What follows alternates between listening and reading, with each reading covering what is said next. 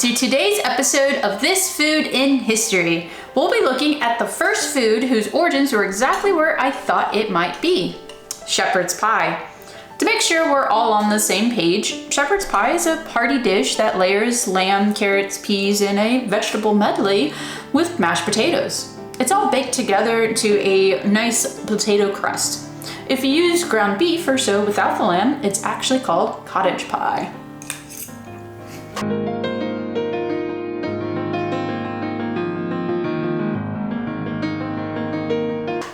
Now that we've established that, where did it come from?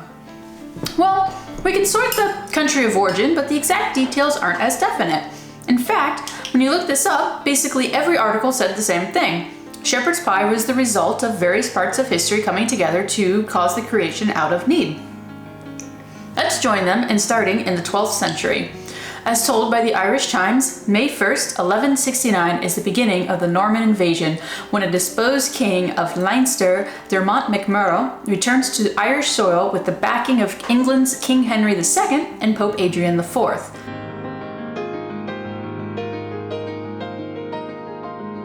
A longtime supporter of King Henry II, MacMurrough was seeking vengeance after his father's murder. He used mercenaries to land at Bannow Bay and set off a chain of events that put the Irish under British control and kick off the 800 years, and still counting, of oppression for the Irish people.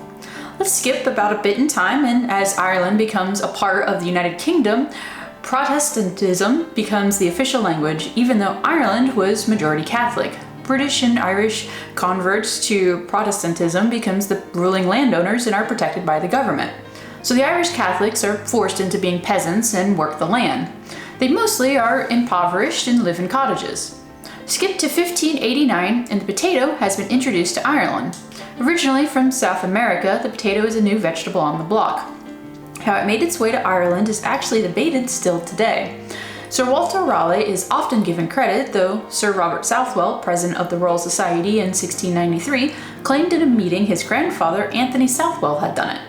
The Irish Potato Federation and others believe that Spanish likely had a hand in it instead. The Spanish conquistadors introduced the potato to Europe after conquering the Inca, and while there's no written record for Irish introduction, an early name was on Spoineach Gal, which means the white or kind-hearted Spaniard.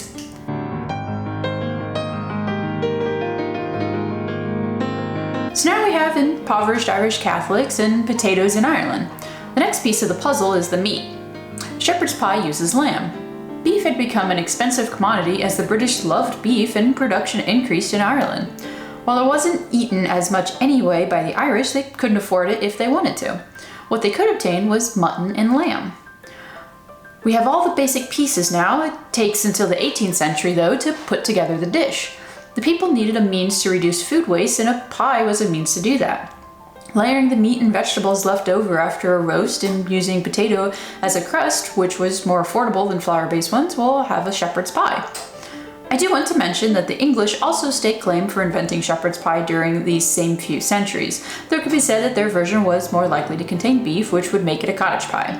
In northern England, we see evidence of the dish as well. Scotland has a variation growing too. We have the first recording of cottage pie in 1791 by Englishman Parson Woodford. He was noted in his diary that he had cottage pie and roast beef. While he wasn't credited with coining the term, he was the first found to have written about it. In 1806, Englishwoman Maria Rundell published a recipe for sanders, which, while also having an option for sliced meat, had the same ingredients and topped with onion and gravy. It was published in A New System of Domestic Cookery, formed upon principles of economy and adapted to the use of private families. She was about 60 when this was published, so historians are led to believe that her Sanders dish was likely older than Woodford's meal and introduction to the dish. Edinburgh had a publication in 1849, The Practice of Cookery and Pastry, that included a recipe for shepherd's pie, though it used sliced, not mincemeat. This is the first mention of the dish as a shepherd's pie instead of cottage or Sanders. They also used the term for a similar dish inside a pastry crust that used diced potato instead of mashed, however. A different English cookbook from 1877, Kettner's Book of the Table, calls shepherd's pie a Scottish variation of an Irish stew.